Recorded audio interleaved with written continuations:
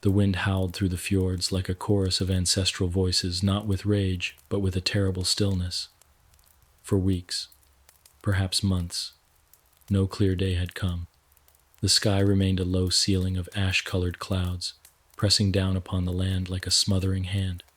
Snow fell, in midsummer. Not the bright, crystalline snow of winter, but a strange gray powder that clung to everything, to rooftops, to sheep's wool, to the empty fields where barley once sprouted. The sun, once a dependable friend that danced across the northern horizon, had become a dim smudge, a god hiding its face. This was not how the year was meant to unfold. In a narrow valley near the Trondheim coast, on a farm known to its kinfolk as Hrafnheim, old Ketil stood at the edge of his failing field. The man had survived 50 winters, a feat in its own right. He had buried 2 sons, helped birth 7 grandchildren, and endured years when the herring failed or a summer frost ruined the hay. But never this, never a sunless year. He knelt and pressed his fingers into the soil. It was still frozen. In mid-June, he smelled no green life, no damp, hopeful scent of roots pushing upward, just rot. Behind him, the longhouse door creaked open, and Freydis, his daughter-in-law, emerged, her apron heavy with bundled wool, her expression unreadable. Ketil didn't turn. He simply muttered, "The earth sleeps too long this time." She said nothing, only nodded. What was there to say? Across the Northlands, similar scenes unfolded. Families gathered in dim longhouses, where firewood was rationed like gold. The livestock, fewer in number than in years past, were kept close, inside or tethered to shelters built in haste. Milk production had dropped. Hay stores, even when buried deep under snow-packed turf, were beginning to mold. Chickens laid infrequently. Barley and rye failed to germinate. There had been no warning, only signs. A red halo around the moon, a summer snow in Iceland, a thinness in the milk. Elders recalled tales of hardship, of bad years, but this was something else. Outside, wolves grew bold. Their howls echoed closer to homesteads, no longer muffled by distance. Crops did not rise, but the old fears did. Modern science now recognizes what the people of the Viking Age could not, that events like this were not merely bad luck or the wrath of unseen spirits, but cataclysms of global scale. In the year 536 AD, centuries before Ketil's birth, volcanic ash from massive eruptions in the tropics spread across the northern hemisphere. Byzantine historians recorded a sun that gave no light, crops that failed across Europe and Asia. Chinese annals described yellow dust that fell like snow. Irish monks wrote of a failure of bread from the years 536 to 539. It was, by all accounts, one of the worst years to be alive. But such an event could happen again, and in the oral culture of the Norse, memories of a great darkness may have been preserved in myth. Fimbulvetr, the Great Winter, a 3-year season of endless cold that heralded the end of the world. In the sagas, Fimbulvetr is not just a poetic device. It is a cultural memory dressed in symbolism, the twilight of the gods, yes, but also a survival story passed down through metaphor and verse. Snows will fall from all directions, the Voluspa tells us. There will be great frosts and keen winds. The sun will be of no use. Ketil, though he had never read a rune stone, carried that memory in his bones. His grandfather had spoken of a winter that never ended, where men bartered with bone for bread. Perhaps the gods were testing them again, or perhaps something more primal was shifting beneath the crust of the world. The night fires became rituals. Each evening the family huddled around the hearth as Freydis prepared a thin porridge made from dried skirwhite roots and last season's sea kale. No one spoke of hunger. To name it was to give it power. The children asked why the sun hid. Old Ketil told them stories of Sol, the sun goddess, being hunted by the wolf skull. When the wolf catches her, he said, the sky turns black, and all things grow cold. But why would the gods let the wolf win? Young Jorund asked. Ketil's eyes glimmered in the firelight. To see if we're strong enough to call her back. What the Vikings lacked in scientific understanding, they made up for in adaptability and reverence for rhythm. They watched the land, the animals, the sky. When patterns broke, they didn't panic, they prepared. But this break was different. In Hedeby, merchants whispered that trade routes had collapsed. In Iceland, settlers watched their sheep grow gaunt. In the far north, among the Sami, drums beat through the night, not for war, but for divination. Some blamed spirits, others omens. Many simply prayed, and yet some survived, not by chance, but by memory, by knowing which roots stored longest, which herbs calmed a starving child, by sleeping close, by telling the old tales, by digging deeper when the light would not return.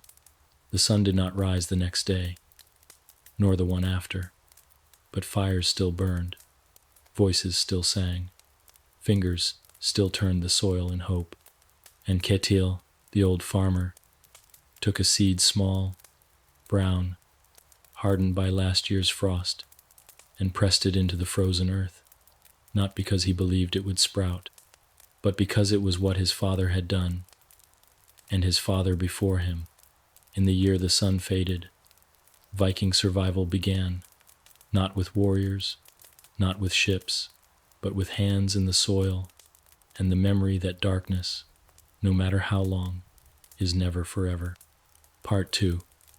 Fimbulvetr. Myth meets memory.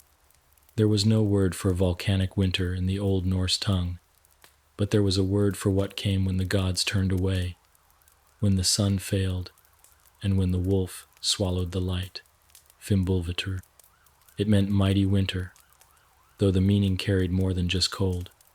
It spoke of endings of entire worlds folding into shadow, and yet deep within its roots lay not only myth, but memory. In the sagas, Fimbulvetr comes as the final omen before Ragnarok, the twilight of the gods, the undoing of everything.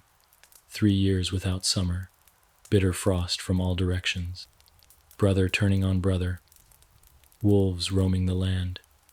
It is said that even the gods themselves shivered before it. For many in the Viking world, especially farmers like Ketil of Hrafnheim, these were not the metaphors of poets. They were warnings passed down in blood and whisper. Ketil sat by the hearth, sharpening a bone needle by firelight. His youngest granddaughter, Brynja, lay curled in a bundle of furs nearby, too weak to cry anymore. The porridge pot was nearly empty. Outside, the snow fell again, not in the soft hush of winter, but in the unnatural silence of something ancient returning. Freydis entered, with an armful of birch bark. More dust than snow, she said, brushing her shoulders. I fear it's coming from the sky itself. Ketil didn't answer. He was thinking of the story his mother once told him, before the worst winter of his childhood. She had spoken of a time long ago, when even the gods had starved, and the breath of Ymir himself had frozen in the air. To understand how myth and memory intertwined, one must remember what the Norse world truly was. Not just frost and iron, but a culture without writing, at least, for most of its early existence. Their history was not carved into stone, but spoken across generations. Their truth was preserved in stories, poetry, and ritual. And in that oral tapestry, real events, plagues, famines, celestial anomalies were woven into cosmic narratives. We now know that the most cataclysmic climate event of the last 2 millennia occurred in the year 536 AD, a volcanic eruption so vast, perhaps in Iceland or even Central America, threw ash high into the atmosphere, blotting out the sun across the northern hemisphere. Historians speak of a year without summer. Temperatures dropped, crops failed, Famines raged from China to Ireland. Entire populations declined. To modern science, it was a planetary anomaly. But to the ancestors of the Norse, it became the winter, the one that never ended. Archaeologists and mythologists alike have long debated the origins of Fimbulvetr. Was it pure invention, a poetic prelude to Ragnarok? Or was it a cultural echo of that very year, the darkness of 536 preserved in saga? Consider the patterns. The myth tells of 3 winters without summers. This mirrors the real sequence of climate instability in the late 6th century. Not one, but several failed growing seasons across Scandinavia. The sagas describe wolves chasing the sun and moon, devouring them until the sky goes dark. In astronomical terms, this resembles the atmospheric veil that followed the eruptions. A sun so dim, it cast no shadow, a moon barely visible. Moreover, the Voluspa, the prophecy of the Cirrus, gives us one of the clearest Norse descriptions of Fimbulvetr. The stanza is chilling in its directness. Snows will fall from all directions. There will be great frosts and keen winds. The sun will be of no use. This was no vague apocalypse. It was a recollection of lived experience, stylized into myth, encoded into verse. Back in Hrafnheim, the stories were all Ketil had left. He told them not just to soothe the children, but to remind himself and the gods that people had survived before. That memory was armor. Around the hearth, he spoke of Bergelmir, the frost giant, who built a boat when the first flood came. He recited the tale of Leif and Leifurasir, the 2 humans who hid in the branches of Yggdrasil and endured the fires of Ragnarok to seed the world anew. "We are the branches now," he said to Freydis, his voice low, "and if we do not break, the tree lives." Even outside Hrafnheim, similar stories echoed through Northlands. In the Sami settlements of the far north, the drum chants changed rhythm. Their shamans, the Noedi, beat out visions of animals fleeing the world. In Iceland, farmers traced runes on doorposts to keep out the endless cold. And in Hedeby, merchants invoked Thor not for battle, but for the return of thunder, the sound of the old gods breathing again. But the myths did more than preserve the past. They offered structure to the chaos. They gave farmers like Ketil a way to explain the inexplicable. When the sun failed, it wasn't random, it was skull. When the animals grew silent, it wasn't science.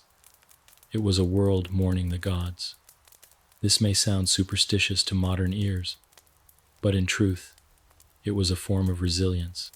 Framing disaster as part of a cosmic cycle gave meaning to suffering and hope that, like the gods themselves, the land might be reborn. And so, in a longhouse wreathed in shadow and smoke, the old farmer spoke. He spoke of wolves and world trees, of gods who died and were reborn, of winters that came and did not leave. Brynja, weak though she was, listened. Her eyes gleamed, not with fear, but with something deeper memory in the making. Because the myth of Fimbulvetr was not just a story of the end. It was a seed, buried in cold soil, waiting, like the sun, to rise again. Part 3. The Land of Thin Earth.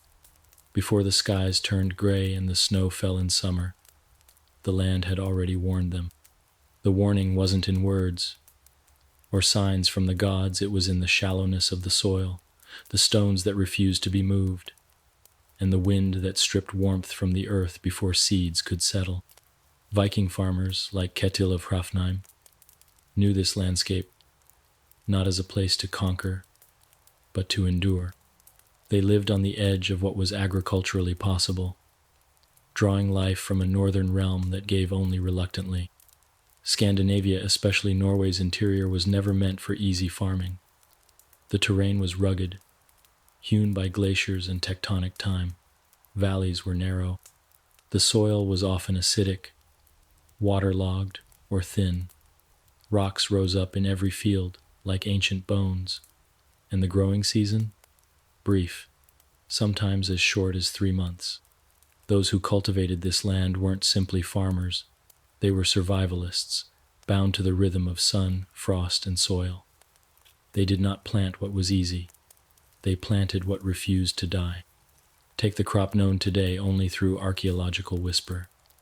New, a forerunner of the modern turnip, this long, knotted root was a staple in Viking gardens. It grew where little else would, endured frost, and could be stored for months in cool, dry shelters dug into the sides of hills. Every part of the plant had a use: the roots for stews, the greens wilted into broths. Then there was skirwhite, a now forgotten root, resembling a wild parsnip, prized for its medicinal warmth, and fat hen, a plant most modern gardeners call a weed, but which Viking mothers once boiled like spinach to feed their children when nothing else grew. This was no accident. These crops were selected over generations, not for taste, but for their resilience. Viking agriculture was a living experiment in hardship. Fields were not open plains but raised beds, built up with ash and seaweed to improve drainage and fertility. Stone rows weren't decorative. They warmed the soil by day and shielded shoots from sudden wind. Manure was precious. Not a single animal dropping went unused, and rotation was essential. If a patch of ground grew new one year, it might lie fallow the next or be seeded with wild greens to let the land recover. There were no manuals, only memory, passed from elder to youth by hand and by habit. A grandmother showed a child how to test the soil's readiness with bare feet. A father knew the exact angle of the sun when it was time to plant barley. In this world, tradition was science, and every mistake cost food. Even the layout of the longhouse was built to support the rhythms of this land. The hearth sat at the center not only for warmth, but as a place where seeds were stored, tools mended, and smoked herbs hung from rafters. In the dark of winter, farmers shaped bone tools and patched fishing nets. In spring, they turned soil with iron-tipped spades, careful not to disturb the fragile structure that had taken years to coax into productivity. And yet, for all their effort, a single cold summer could undo everything. That was the burden of farming on the margins of the world. A May frost might kill seedlings. A damp August might rot stored grain. This wasn't merely a hardship, it was the defining feature of Norse civilization. Because while the sagas tell of kings and raiders, of men who traveled to Miklagard and beyond, the truth is this: the heart of Viking society was the farm. The bender, the freemen farmers were the backbone of the culture. They fed the warriors, housed the law speakers, sustained the craft workers. They held the thing assemblies. They paid tribute to the jarls. And when raiding brought home silver and slaves, it was these farms that absorbed the wealth, building better barns, expanding herds, investing in tools.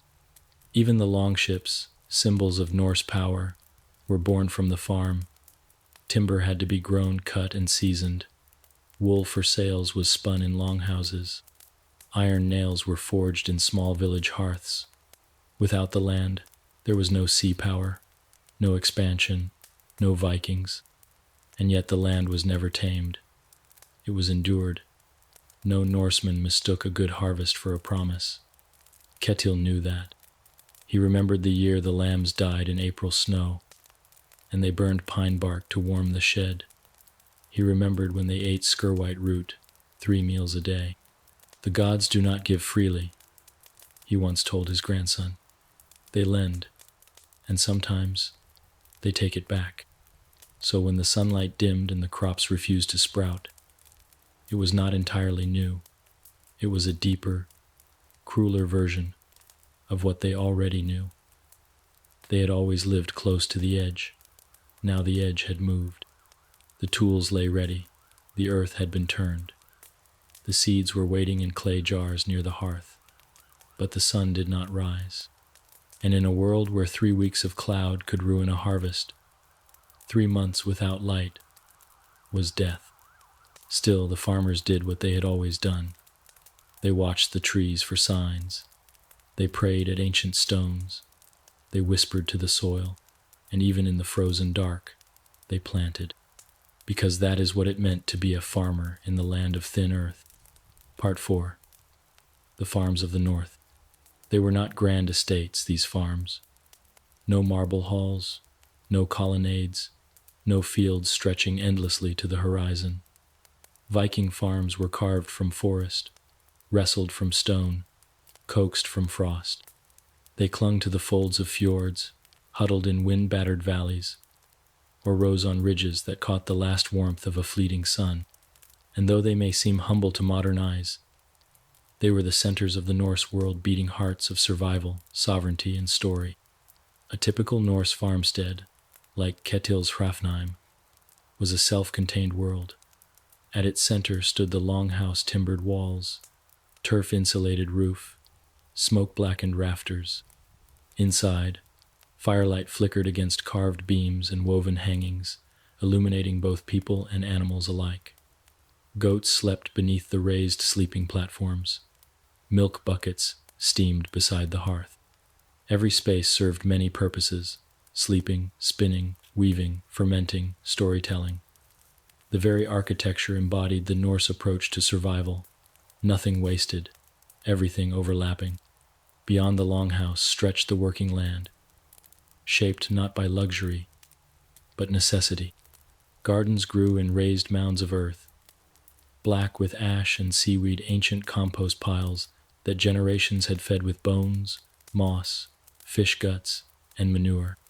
These beds drained better than the surrounding soil, staying warmer and drier through the erratic northern seasons. Here grew the plants that asked the least and gave the most.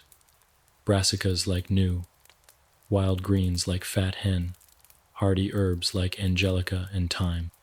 In the pastures grazed animals not for pride, but for life. Sheep for wool and milk, goats for everything: meat, hides, milk, bones. A few cattle if the family was lucky, providing essential strength for plowing, and dung for fertilizing. Chickens wandered the yard, laying eggs in corners and feeding on kitchen scraps. Pigs rooted under the eaves. Even the dogs served dual roles: guardians by night, warmth by winter. But it was the rhythm of labor, relentless, ancient, that made the farm live. Come spring, even the children worked. They scattered seeds with cold, reddened fingers, helped drive the cattle to upland grazing grounds, mended broken fish traps along the shore. The old patched tools, the young turned soil. The women spun wool by firelight, measured salt for curing meat, boiled birch bark for tanning hides. It was not a life of leisure, it was a symphony of effort, each task feeding the next. And every action was timed to the sun, or had been. Now, with the sky darkened for weeks, time itself began to slip. In Hrafnheim, Freydis stood at the edge of the kitchen garden, staring at the ash-colored snow. She pressed her fingers into the soil mound where early herbs should have risen. Nothing. No scent of life. The ground was hard. Beneath her feet, the frost had reached deep, far deeper than any normal spring would allow. She returned inside, where Ketil sat with the seed jars. Each one was wrapped in wool and tied with deer sinew, labeled in a runic shorthand his father had taught him. He looked up. "We wait another week," he said, not because he believed it would help, but because to plant now would be to waste what could not be replaced. The farms of the north were not only vulnerable to climate, they were adapted to it. Every feature, every practice was an attempt to dance with the short seasons.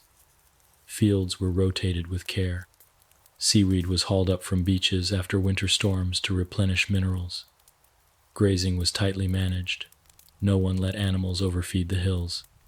And when possible, Viking farmers built food into the very fabric of their land. Berry shrubs lined boundary walls.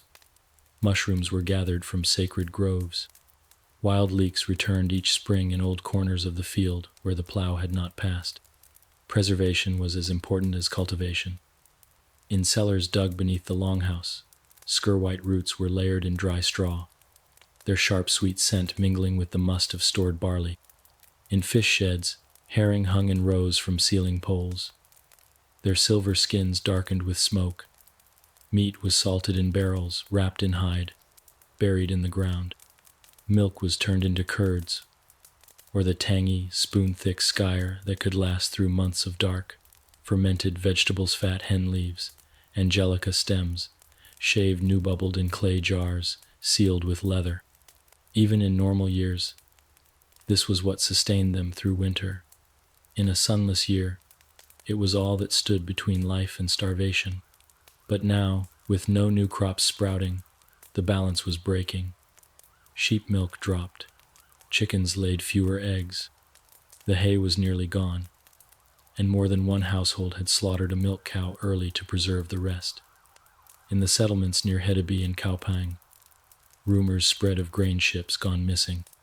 In Iceland, farms were abandoned as families fled toward the coasts in hopes of fish. Still, some pressed on. On the island of Bornholm, a woman named Gudrun taught her daughter how to spin nettle fiber when wool grew scarce.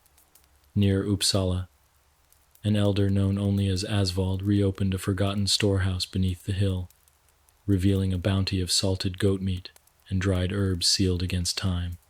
And on the far islands of the Lofoten chain, fishermen gathered kelp to dry and grind into bread bitter but nourishing.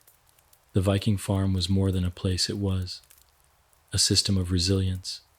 It was an ecosystem, built by memory and ritual, bound by kinship and soil. And though the light had failed, the system still moved, bent, not yet broken. In Hoffenheim, the decision came. Ketil opened the seed jar. He held a single new seed in his palm, long, thin, wrinkled like an old knuckle. Plant them, he told Freydis. If they do not grow, we know it is not yet time. If they do, the gods have turned again. She took the seeds, her hand trembling, not from fear, from knowing how much they still remembered. In the farms of the north, hope was not a feeling, it was an action. Part 5. When plants refused to grow, they planted the seeds anyway. In Hoffenheim and across the scattered farms of the north, families pressed kernels of rye and flax into earth still crusted with frost. Children carried baskets of new root seeds, skir-white fragments, dried fat hen heads, precious remnants of the last harvest, and tucked them gently into mounds of ash-rich soil. They didn't speak as they worked.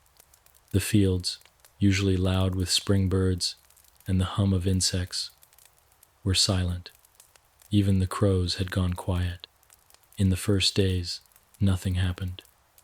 Then weeks passed. Still nothing. Ketil knelt by the same raised bed where new had once flourished. The ash-marked boundary stones were still there, their edges soft with time and lichen.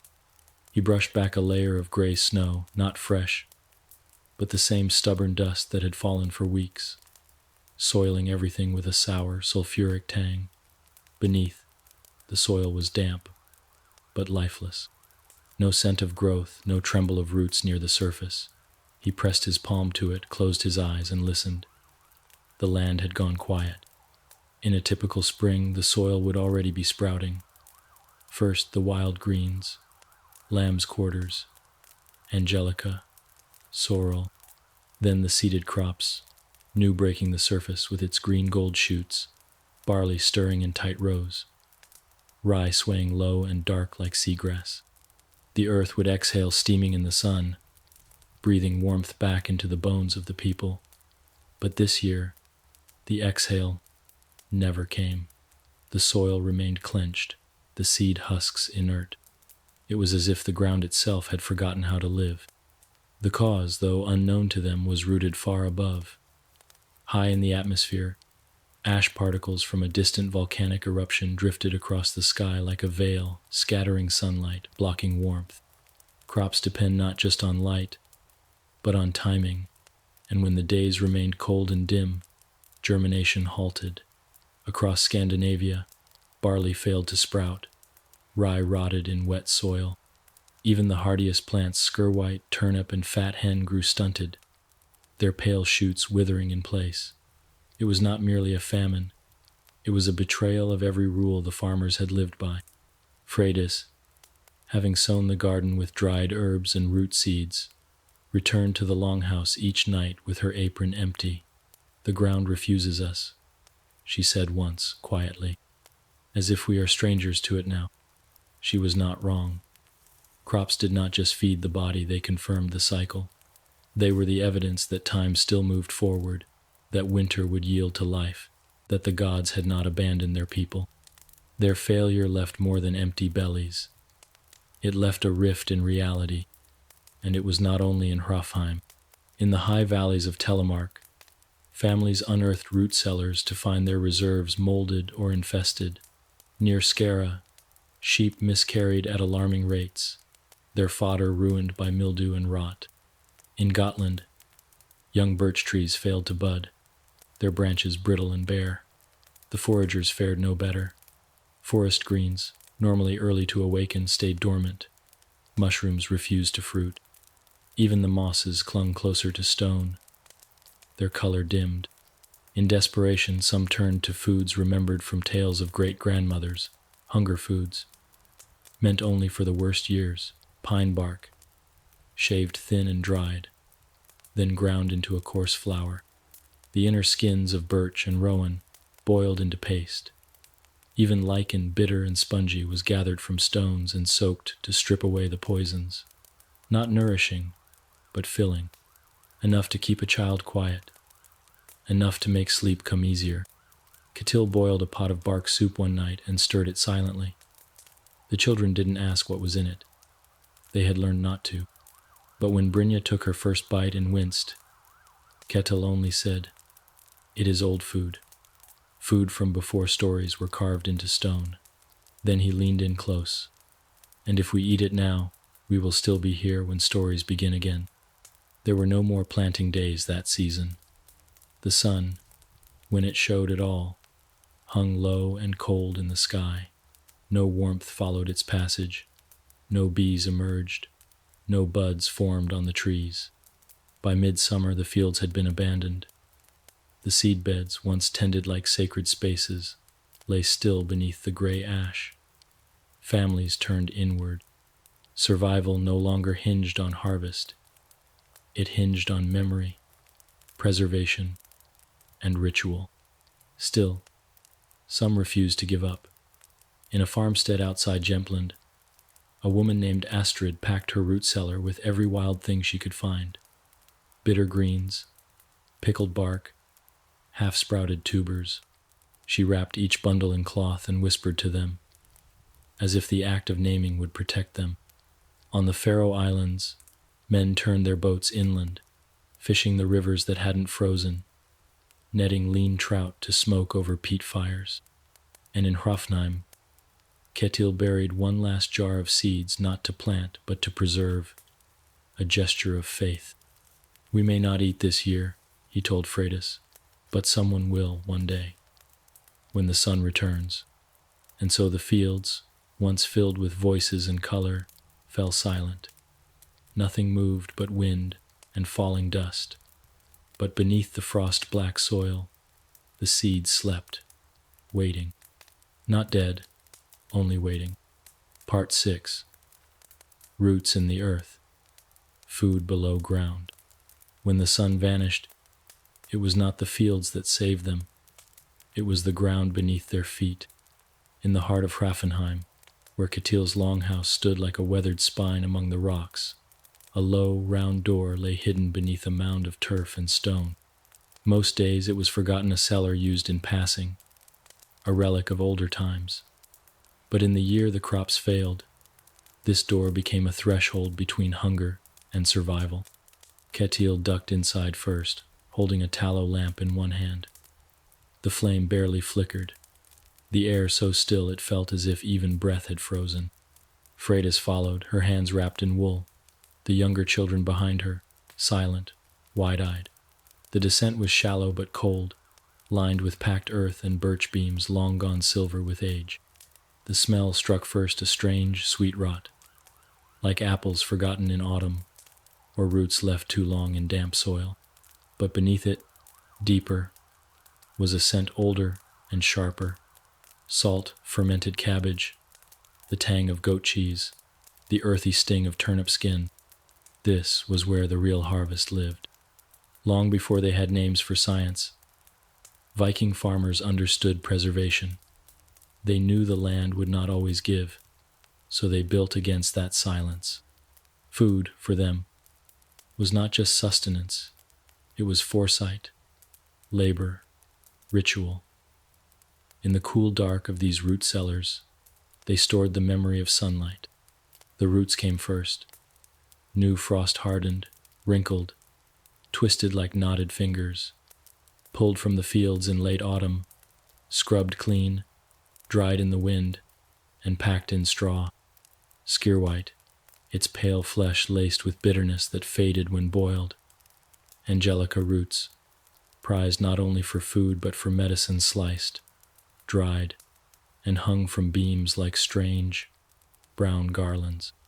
Turnips, carved flat on one end so they wouldn't roll in storage. Even wild onions and leeks, tucked in bundles, their papery skins rustling with every step. Freydis knelt by the bundles, hands moving automatically. She opened a birch bark box filled with dried sea kale, still pungent, still green. A clay pot sealed with beeswax contained pickled fat hen leaves, steeped in salt brine and faintly spicy. Nearby, a leather sack held strips of fermented root, coiled like snakes and crusted with salt. The cellar was not full, but it was not empty either. In Norse tradition, food preservation was not a task left to chance. It was a skill passed from mother to daughter, elder to youth. Roots were layered in dry peat or straw to prevent rot. Cellars were dug deep, their entrances narrow to trap cold. Jars of fermented vegetables were sealed with bladders or wax, and checked daily in winter for signs of swelling or spoil. Nothing was wasted, nothing forgotten. In Harafnheim, as in farms across Scandinavia, food below ground became a second harvest.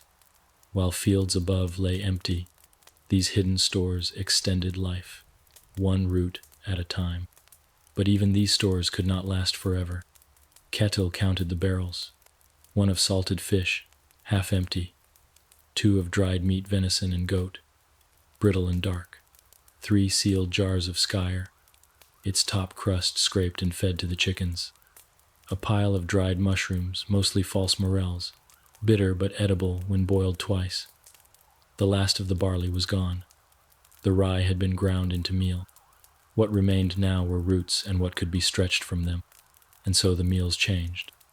They boiled roots with ash and herbs to create thick stews. They mashed fermented new into cakes and dried them by the fire.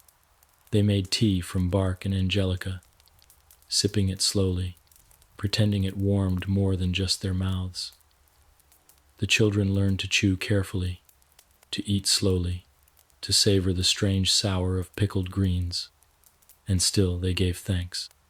Each time a jar was opened, Freydis whispered a word, not a prayer, but a remembrance. For those who came before, she would say, touching the edge of the pot. Ketil never asked who she meant. He knew. These roots were not just food, they were legacy. The act of storage was a pact between past and future. A farmer buried more than harvest. He buried hope. Elsewhere in the north, others did the same. In Hedmark, families opened communal cellars, rationing by household, guarded with axe and oath. In Iceland, root stores were dug into hillsides, lined with whalebone and turf, kept dry by trickling meltwater. In the Kalmar forests, whole families slept beside their stores, the heat of their bodies warding off frost. But not every cellar survived. Some had flooded, others had been raided. In the far eastern valleys, a band of desperate men attacked a farmstead, taking everything: The next morning, 2 of them were found dead in the woods, poisoned, it was said, by eating improperly fermented roots. Hunger knew no mercy. In Hrafnheim, the cellar door remained closed when not in use. It was sealed with stones, blessed with runes carved by Ketil's own hand, simple marks of protection, not because he feared raiders, but because even in desperation, there was reverence. What lay below was sacred. The days crawled forward.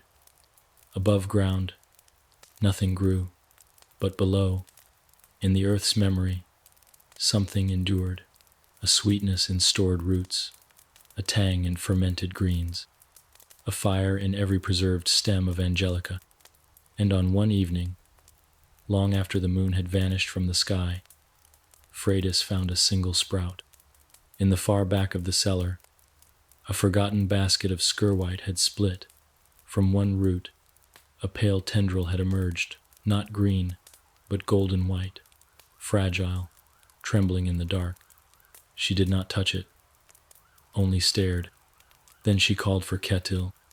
He came slowly, leaning on the wall, squinting in the dim firelight.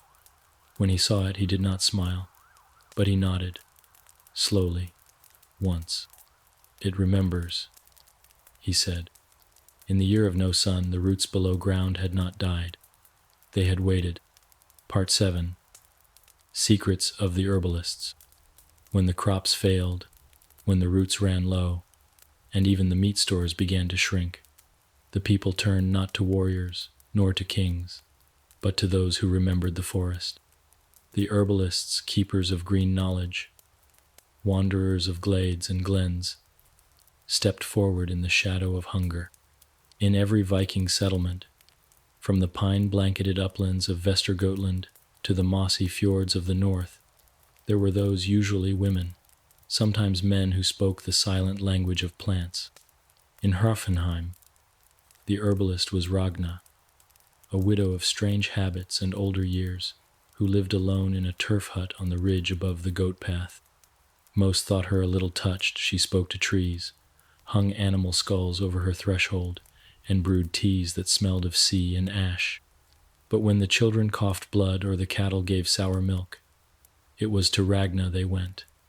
And now, with no crops and no warmth, her hut was never without visitors.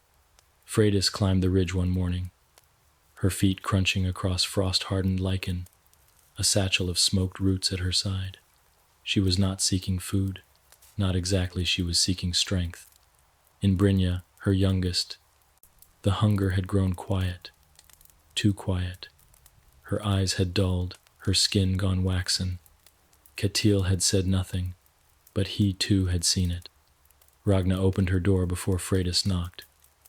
"You came late," she said without greeting. "I feared you'd turn me away," Freydis replied. "I turn away those who ask for miracles, not those who ask for help." Inside, the hut smelled of old smoke, salt, and something faintly sweet like dried flowers and crushed stone. Bundles of herbs hung in the rafters, yellowed angelica, sprigs of wild thyme, wrinkled fireweed pods. A row of wooden bowls lined the shelf, each holding dried roots, curled leaves, fragments of bark. Beneath the central table, a shallow pit held a stew pot, warmed by a hidden ember bed. "Let me see her," Ragna said. Freydis opened the satchel and produced not a child, but a cloth-wrapped bundle, Brynja's hair clippings, a bloodied rag from her last cough, a knot of wool she'd slept with. Ragna took it, sniffed it, ran her fingers over the cloth. "Not the lungs. Not yet," she murmured. "The stomach draws inward. Her fire is dim." She turned to her herbs. "We must warm her from inside." She turned to her herbs. In Viking culture, herbalists were more than healers. They were memory keepers, whisperers of ancestral knowledge. Their craft came not from books, but from generations of observation, trial, and oral transmission. Every plant had a season, a spirit, a song. It mattered when it was picked under the full moon, in morning dew, after the raven's call. Some herbs could nourish, others could poison, most could do both. Angelica was sacred, not just food, but medicine. It strengthened the blood, soothed the stomach, warded off fever. Fireweed, gathered from burned patches of earth, calmed coughing and brought dreams. Yarrow was crushed into wounds, to slow bleeding. Juniper berries, chewed raw, staved off the shaking sickness of starvation. Bark from the mountain ash was boiled into broth to bring the sun back to the belly. Los Alorden, Wilger, bark from the mountain ash. Ragna mixed powders from a birch box, scraped dried moss into a pot, added 2 slices of dried root, thicker than a man's thumb. Skierwhite, she said, tastes like rot, but holds the old heat. She passed the mix to Freydis, sealed in a pouch made from lambskin. She will hate the taste, Ragna warned. If it brings her back, Freydis said, I will sing it to her myself. Elsewhere across the north, herbalists were performing similar rituals. In the Sami villages of Finnmark, the Noadi pounded reindeer lichen into paste, mixing it with snowmelt and chanting over it by drumlight. In the boglands of Jutland, women dug for water mint and meadow rue, using them to brew teas to calm hunger pains. In Skåne, an old man known only as Borkin boiled pine cones to draw out their resin, then mixed it with dried crowberries into a sticky, sour tonic. This knowledge, held quietly for centuries, now surfaced like roots breaking through frost. It was not food, not in the way barley or meat was, but it was medicine, and it kept people alive not just physically, but spiritually. Herbalism in the Viking world was not separate from belief. It was an extension of it. Each herb had a tale, each tonic, a lineage. The forest was not just a place of fear.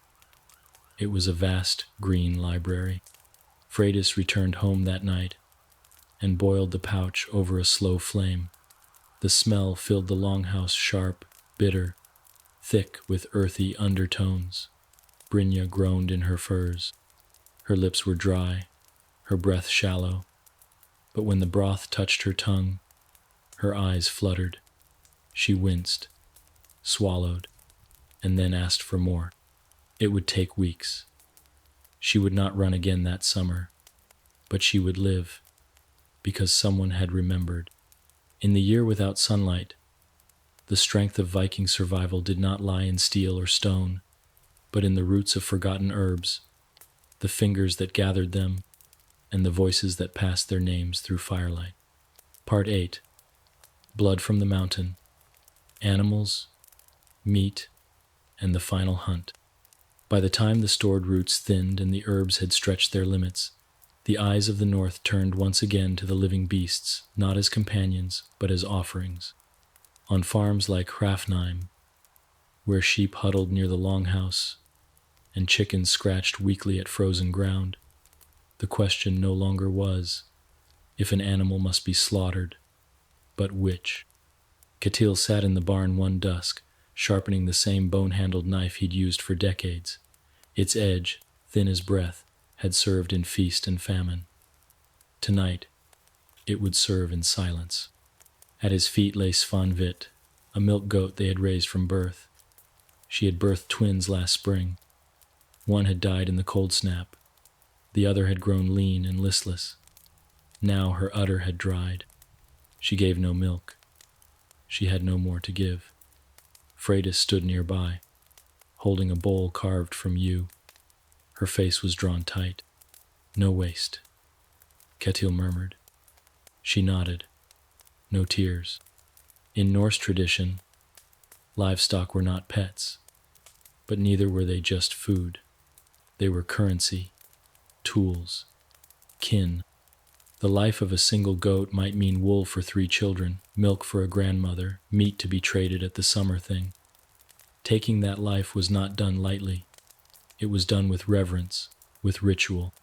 Ketil knelt, whispered a few words, not prayers, but thanks. Then drew the blade. The cut was swift, clean. The blood poured into the bowl, steaming in the cold air.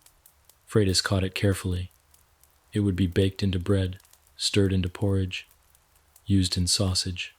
Nothing wasted. As the body cooled, they worked quickly. The hide was skinned, pegged to the wall to be cleaned and dried. The meat was sectioned shoulder, haunch, ribs. The bones split for marrow. The fat scraped and rendered into tallow. Even the stomach would be cleaned, tied, and used to hold preserved offal. In the harshest winters, even the hooves were boiled into broth. But one goat would not feed them long. Across the north, this final turn to meat marked the beginning of a brutal reckoning. Herds that had been built over generations were reduced to bones in a single season. Families who once measured wealth by the size of their flocks now counted survival by what remained in the smokehouse. In Hedeby, entire pens were emptied in 1 week. In Iceland, farmers drove emaciated sheep into hot springs to clean them quickly before butchering. In the pine forest near Uppsala, reindeer hunts resumed early, not for sport but for life. Old hunting bows were restrung, traps reset, spears sharpened with flint and riverstone. And for some, the hunt moved beyond pasture. In Hafnheim, Ketil made a decision, one he had delayed until there were no other paths. He would go up the mountain. The high ridges above the farm were rarely visited in spring. Too treacherous, too steep, but they held something precious. Wild game. Red deer, elusive and proud, still moved through the upper groves. Foxes, fat on mice, even elk, if one was lucky or desperate enough to face them. Ketil took his oldest spear, iron-tipped and ash-shafted. He dressed in furs, soaked in ash to dull his scent. He carried no food, only a flask of melted snow and a small satchel of dried herbs to chew for energy. Freitas watched him go without a word. This was not a heroic journey. It was a gamble. The climb was brutal. Loose rock, wind that bit through his cloak, drifts of ash-colored snow that swallowed his boots. He moved like a shadow, stopping often, listening. Tracks were rare, droppings older than a week. But on the third day, at the edge of a frost-bent grove, he found the trail. A red deer, large and lone, its hoofmarks deep in the softened crust. Ketil followed. By instinct, by memory, by hunger. The hunt, when it came, was short and vicious. The deer, already weak from poor forage, slipped on an icy slope. Ketil moved fast, speared it behind the shoulder, brought it down with a grunt. The kill was clean. He knelt beside it, placed one hand on its side. The heartbeat faded.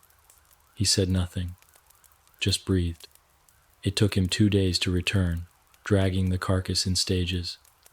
He lost one boot to a stream, tore his hand on a pine root, but he returned, bloodied, gaunt, victorious.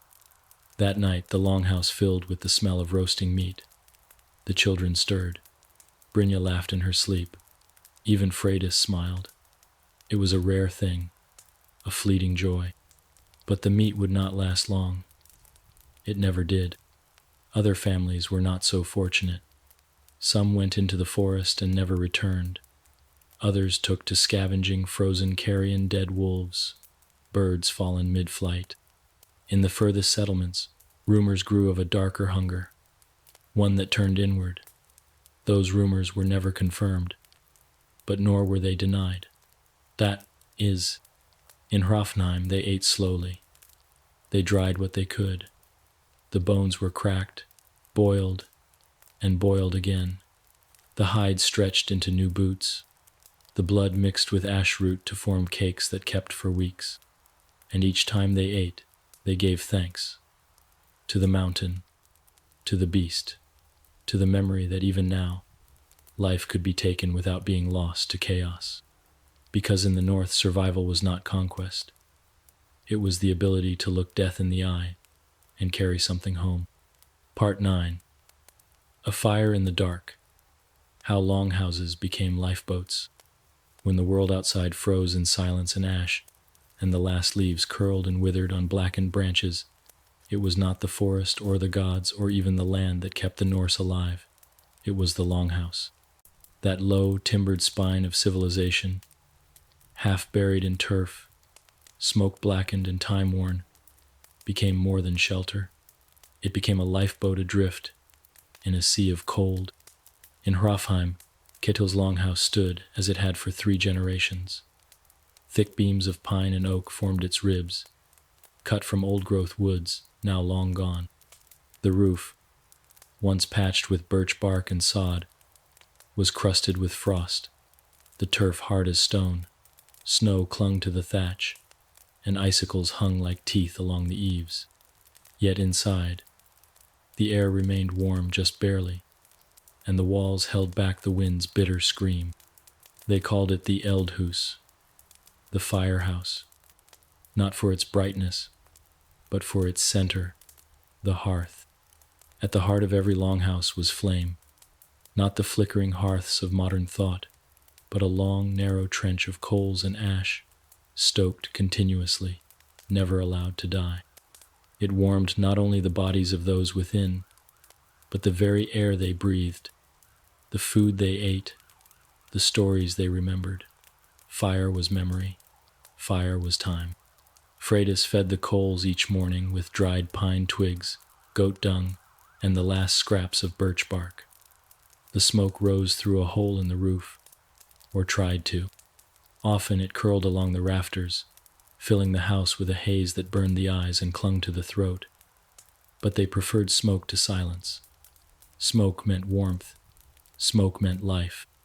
The longhouse was not a single-family dwelling. It was a world. In the darkness of the sunless year, Ketil's family shared it with cousins, widows, and 2 orphaned children from a neighboring farm that had vanished beneath the snow. They slept on raised wooden platforms along the walls, layered in sheepskins and old wool. Beneath them, the animals rested: goats, chickens, even a sick calf, their breath steaming into the cold. The heat of beasts and bodies alike mingled with the hearth fire to ward off death. It was not comfortable, but it was enough. The space was ordered not by luxury, but by purpose. Near the entrance, a bench held tools and weapons. Beside the hearth, a stone slab served as a cutting board. Carved shelves held clay pots sealed with beeswax. Herbs hung in bunches above. Clothes dried on crossbeams. Children played with bone dice. Old women spun wool even in near darkness, their fingers moving by touch alone. But more than tools and warmth, the longhouse held something rarer: rhythm. In the endless dark, time threatened to stretch and blur. With no sunrise or growing crops to mark the days, despair crept close. But the longhouse kept order. Meals came at regular hours. Tasks were assigned. Stories were told each night before sleep, not to pass time, but to stitch the hours together. Ketil took charge of the stories. Each night, by firelight, he recited the sagas not from written pages, but from memory. He told of Egil Skallagrimsson and his wrathful verses, of Thor's hammer hidden by the giants, of the creation of the world from the bones of Ymir.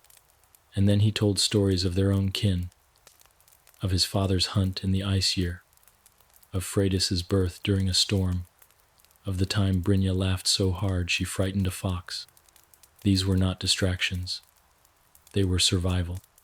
Because when light fails and hunger grows, what saves the soul is not bread, but memory, shared laughter, a name spoken aloud, a child knowing that someone lived before them, and someone will live after. Elsewhere, the same rituals played out. In Iceland, longhouses were linked in lines like vertebrae, each one housing multiple generations, under turf and stone.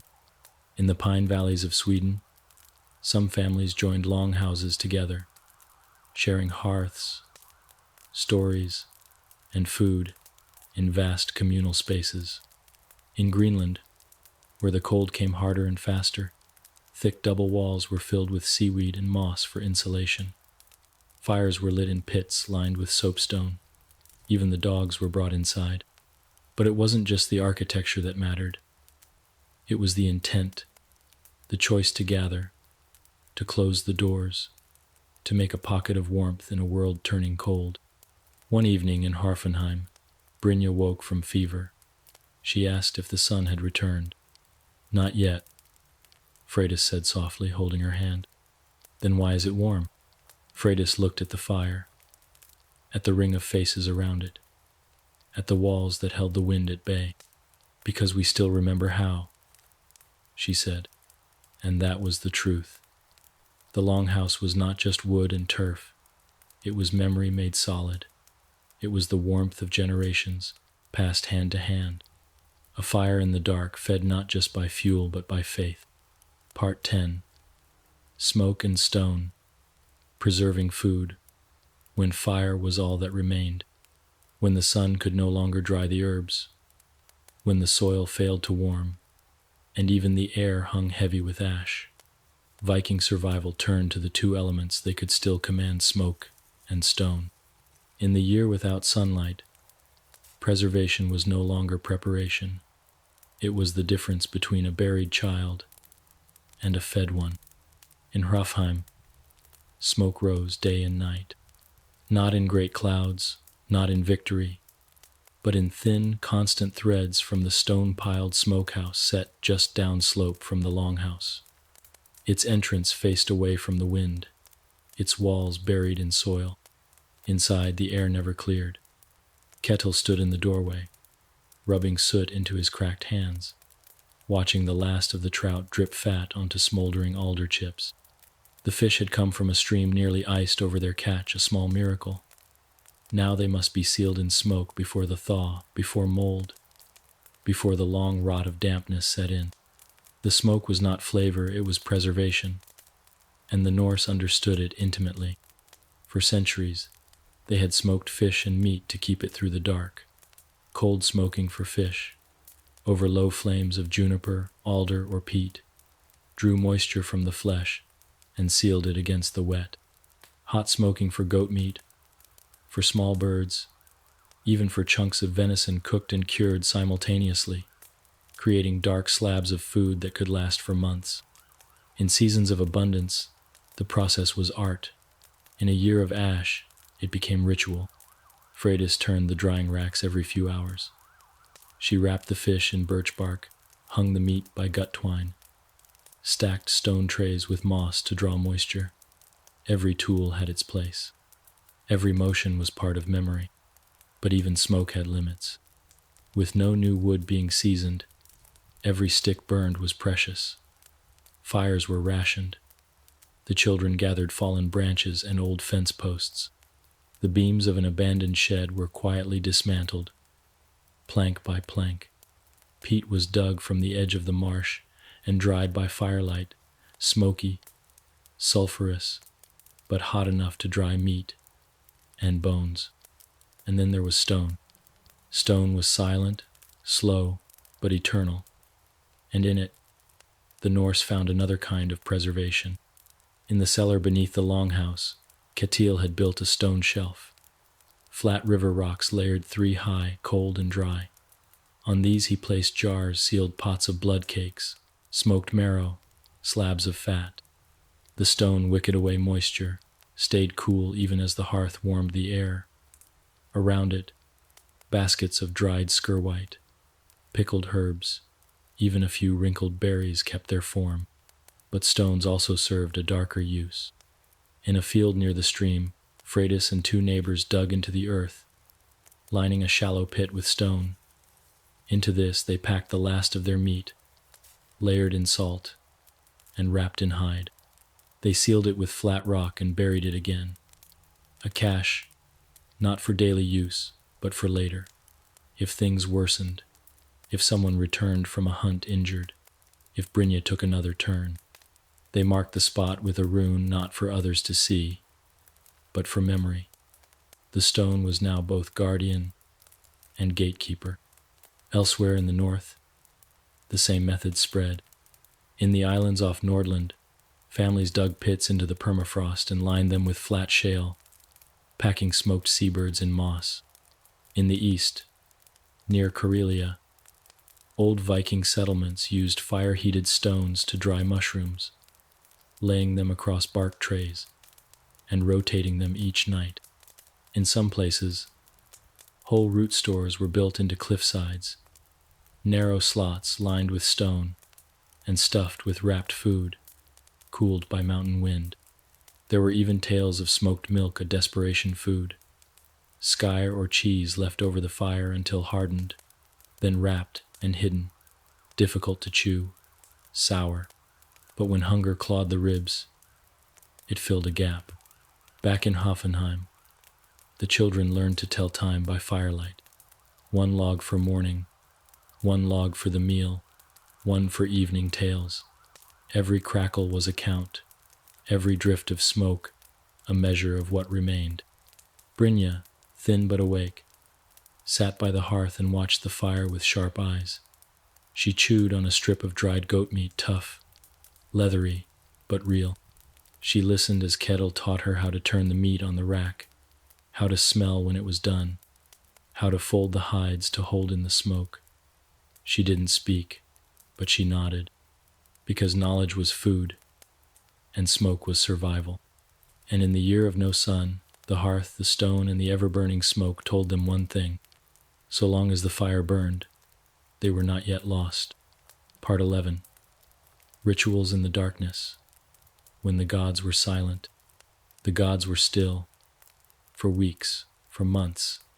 As the sun failed to rise and the frost bit deeper than memory, no sign came.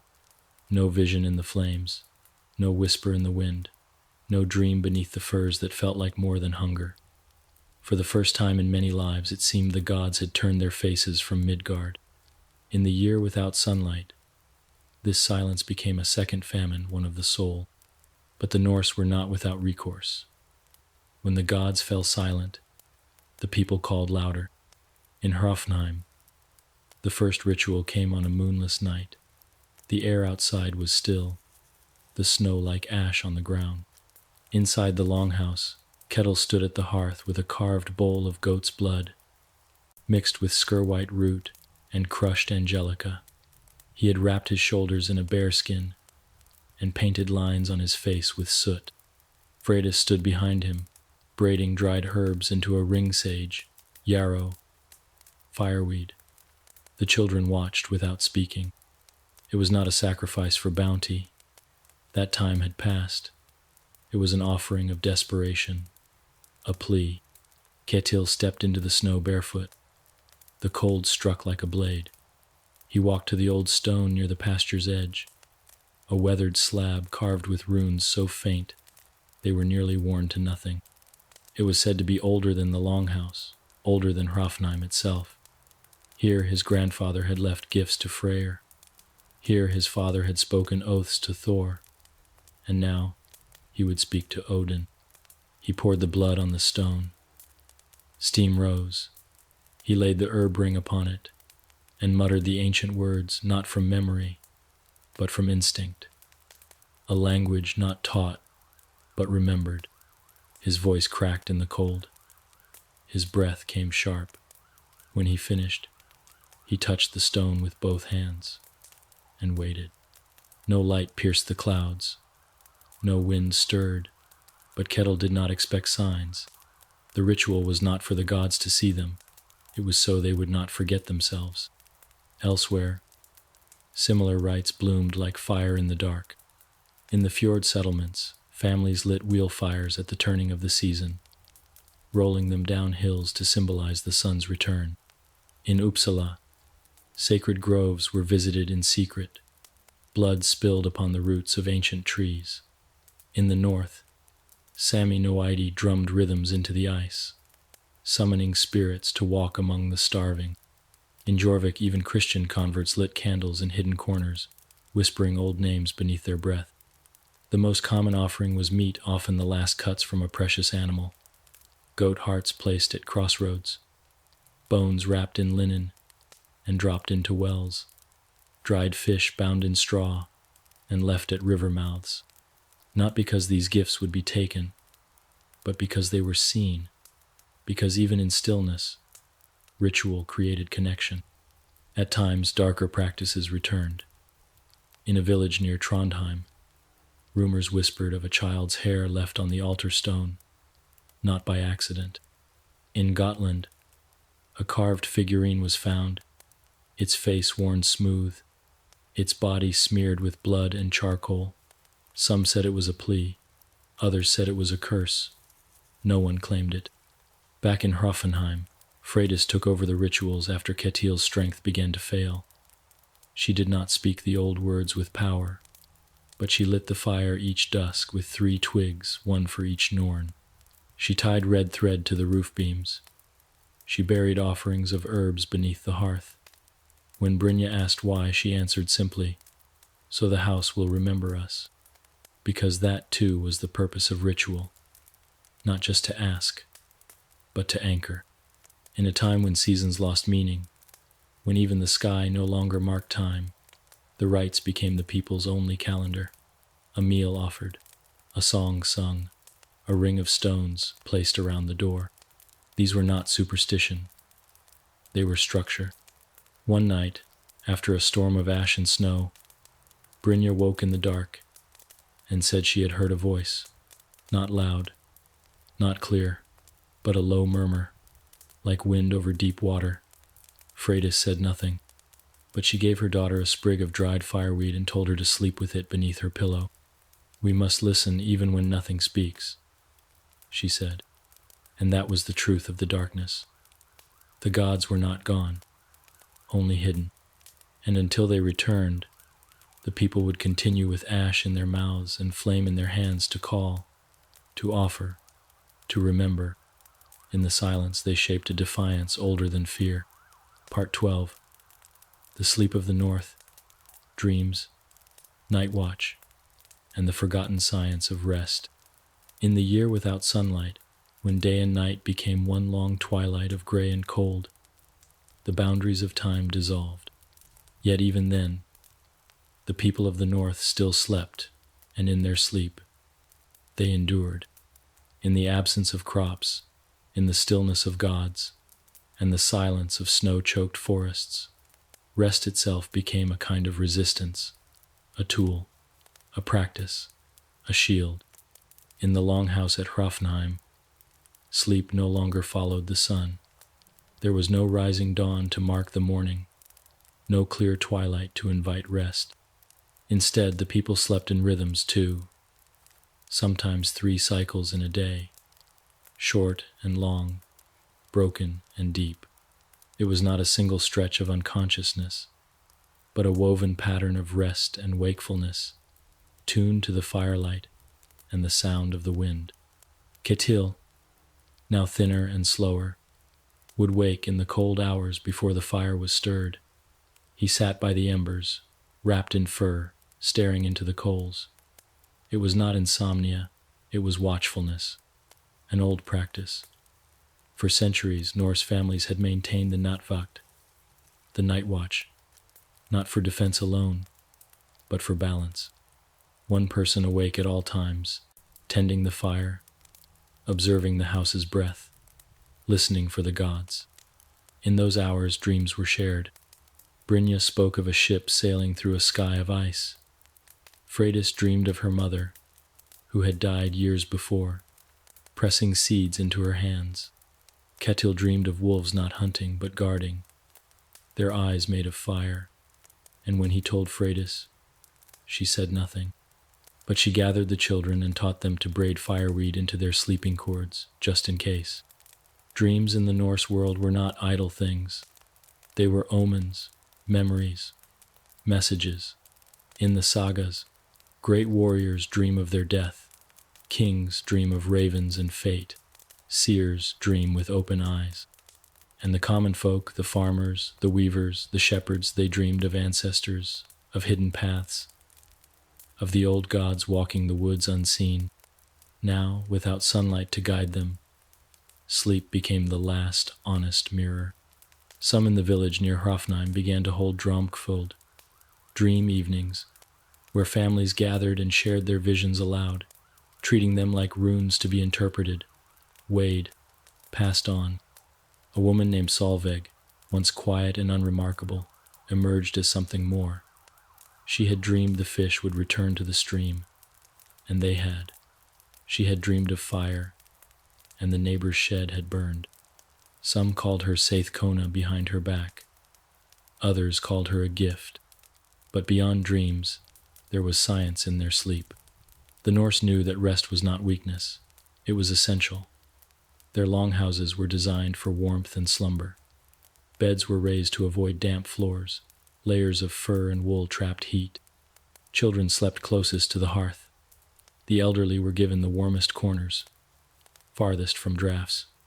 Sleep was taken not in silence, but surrounded by low murmurs, animal breath, crackling fire, a lullaby of continuity. Herbs played their part too. Ragna the herbalist provided Freydis with bundles of dried poppy, crushed valerian, and lindenflower old sleep aids. A pinch in hot water or burn near the bed would draw the body down into a deeper cycle.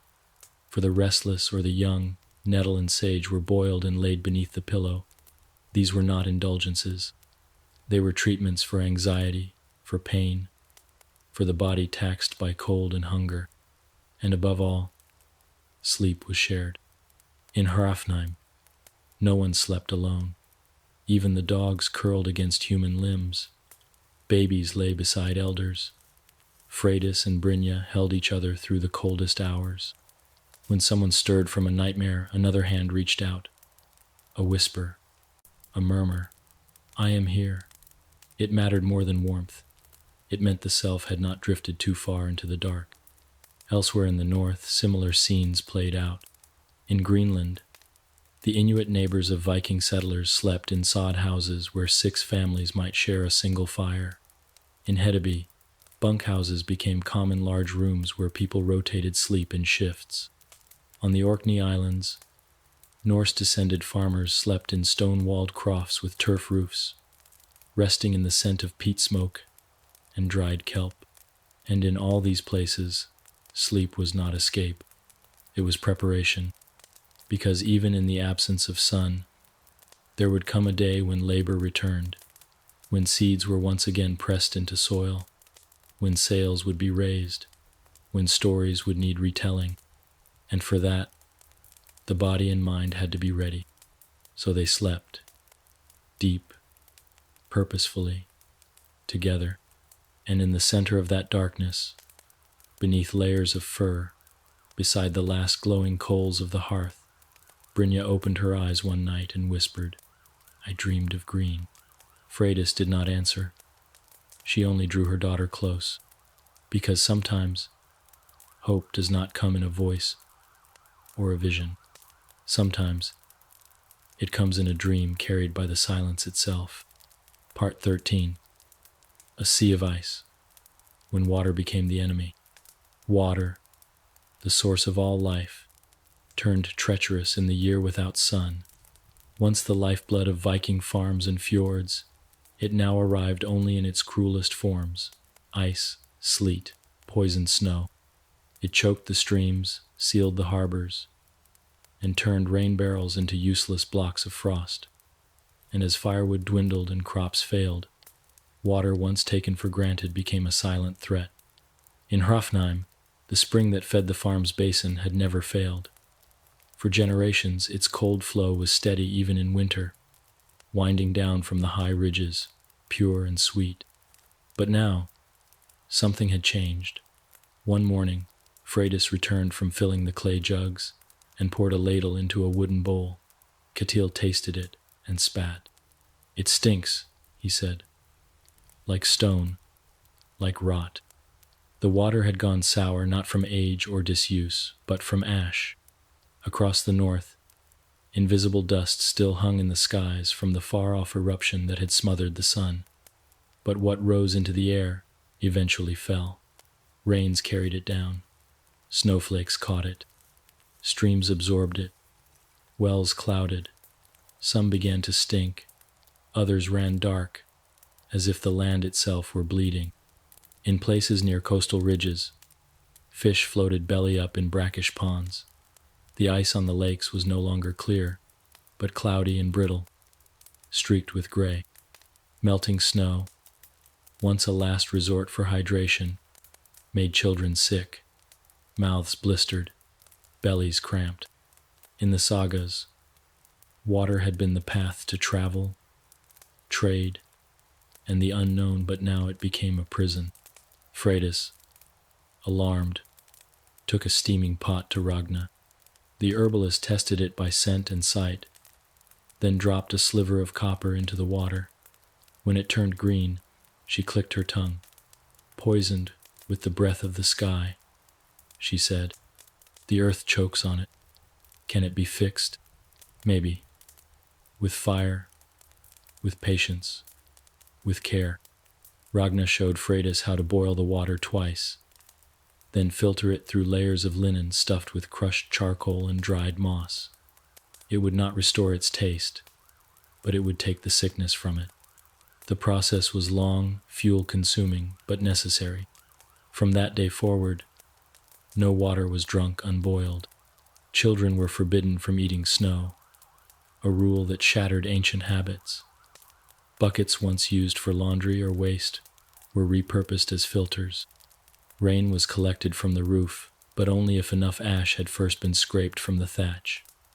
Every drop was counted, every bowl watched for clouding. In the fishing village of Borge, the situation was worse. The harbor had frozen so thick, even axes bounced from its surface.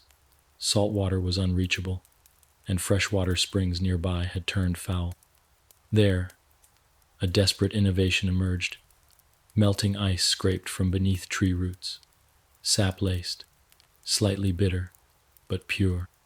In Iceland, people harvested water trapped in moss clumps, wringing them into carved horns.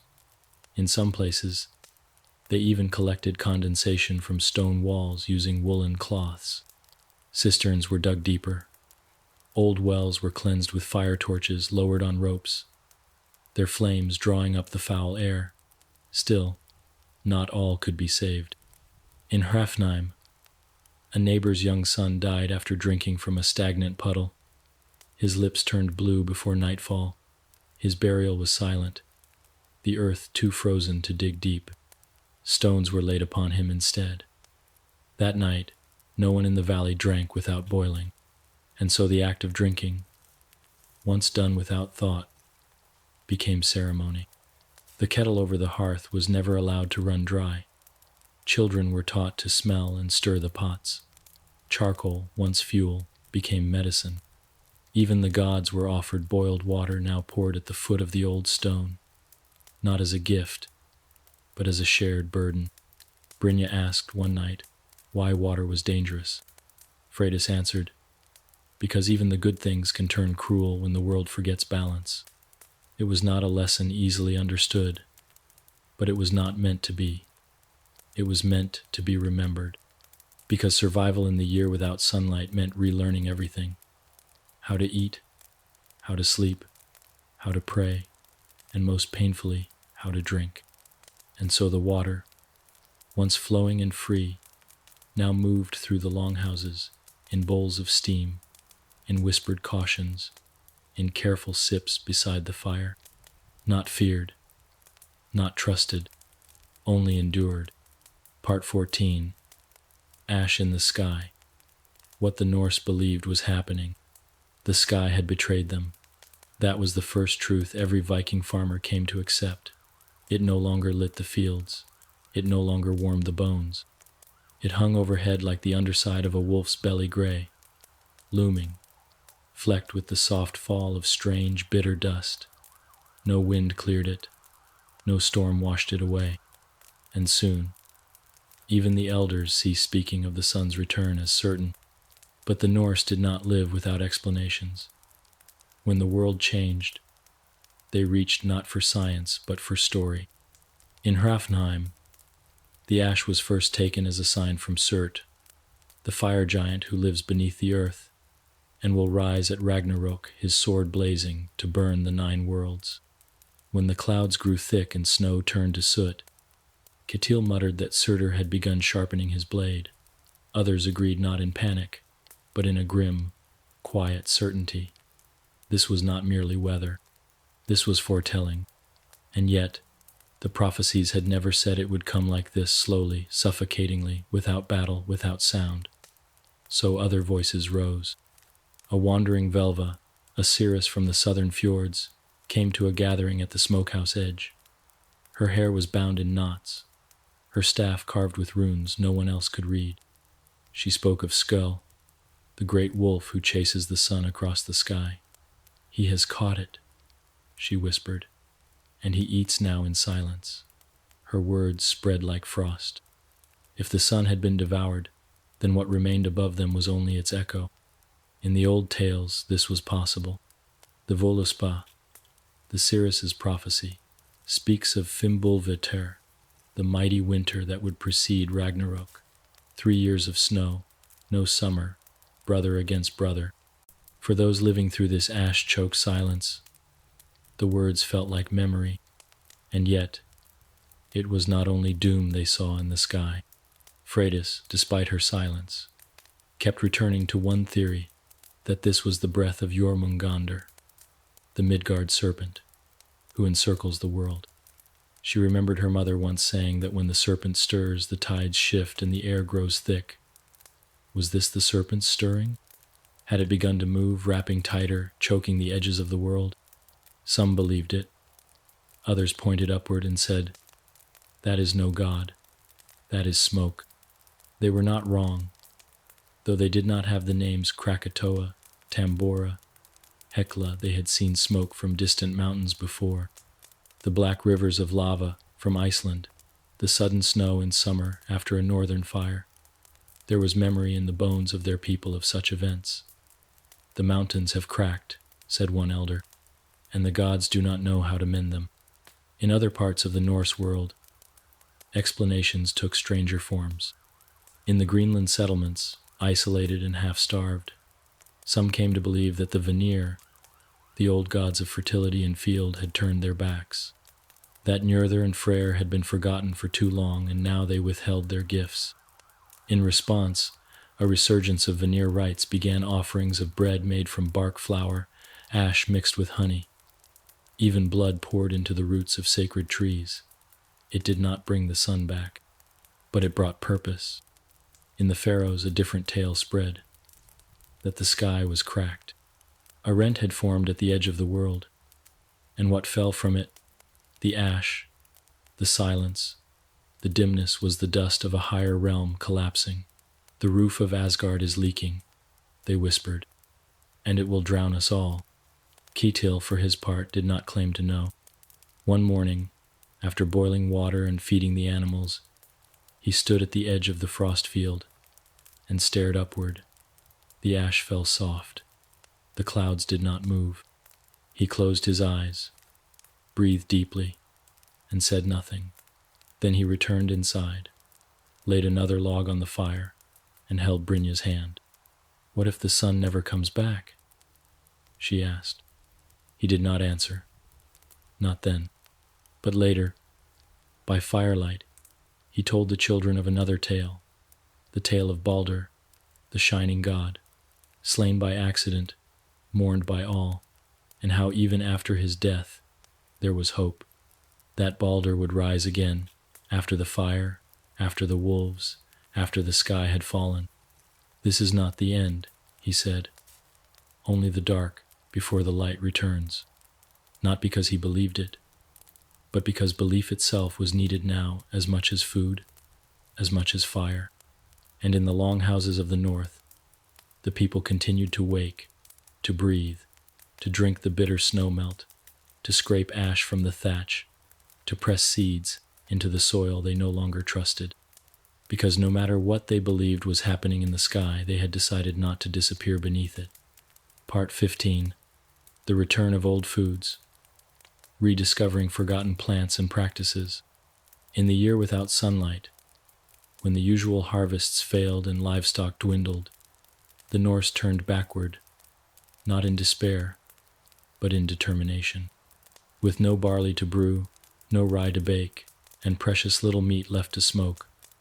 They began to dig deep into memory, into the foods their great-grandmothers had once known, into the hidden corners of the forest, into the wisdom of the old and the often ignored. What emerged was not invention but rediscovery. In Hafnheim, Freydis walked the northern slope alone, her satchel light, her eyes scanning the ash-dusted underbrush for signs. She was not looking for herbs now, nor for wood, but for something stranger. Goosefoot, a plant once dismissed as weed, its pale green leaves shaped like arrowheads, its stems tinged faintly red. But her mother had spoken of it long ago, in stories meant more for comfort than instruction. When the wheat dies, she'd said, the weeds remember. Freydis found it growing beneath the shadow of a boulder, sheltered from frost by the stone's curve. A single clutch. She took only a few stalks, leaving the rest. At home she boiled the leaves, mixed them with ash cake flour and dried goat fat, and served them in silence. Brynja ate without protest. Ketil raised his eyebrows. It was bitter, but it was filling.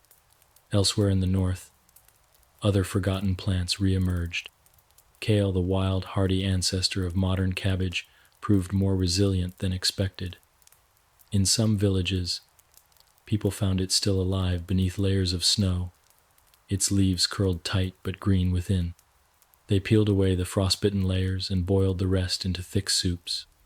Lamb's quarters, sorrel, fat hen, dandelion root, nettles, plants that had once been food in lean years, then cast aside when barley returned, were now sacred again, not by myth, but by need.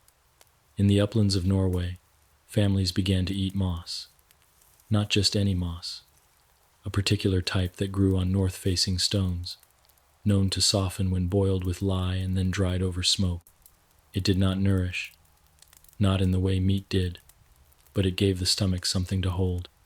Even tree bark, once the province of famine lore, became valuable. Inner birch bark was scraped, dried, and ground into meal. When mixed with water and a handful of crushed roots, it formed dense loaves, hard, flat, nearly tasteless, but storable. Children called them stone bread, but they ate them all the same. In Greenland, Norse families who had once traded with Inuit neighbors now began to imitate them, boiling seal blubber, fermenting fish beneath flat stones, mixing dried seaweed with fat and berries into thick pastes. In Iceland, lava moss was gathered and boiled for hours to make a starchy gruel. Every method was tested, every elder questioned, every bitter plant given a second chance. And along with the old foods came old ways. Fermentation returned with a vengeance. Cabbage, wild onions, even angelica stems were packed into clay pots with salt and snowmelt, sealed with bladder or wax, and buried beneath the floorboards. In time they bloomed with sour life. In the dark of midwinter, when nothing fresh could be found, these fermented stores were opened like treasure. Drying racks were adapted. What once held fish now held slices of tuber, wild greens, and even mushrooms gathered in summer and carefully dried by hearthlight. Some families built sun traps, mirrored walls of white stone to reflect even the faintest ambient light onto low-growing plants. It barely worked, but they tried. Because trying meant living, Freydis, in the longhouse, began recording what worked. Not on parchment, there was none, but on bone, goat ribs carved with notches, each mark representing a new food, a successful dish, a remembered technique. Over time, she added charcoal lines for boiling time, salt quantity, and what herbs made it taste bearable. Brynja watched, fascinated. "Why do you write it down?" she asked. "So we don't forget again," Freydis replied. "So when the sun comes back, we don't throw this away." Because she understood this was not just about survival, it was about legacy. In centuries past, the Norse had survived bitter winters, failed harvests, plagues, and each time they had come back stronger, but also forgetful. They abandoned what had saved them, called it peasant food, moved on to beer and bread and roasted meats. But this time was different.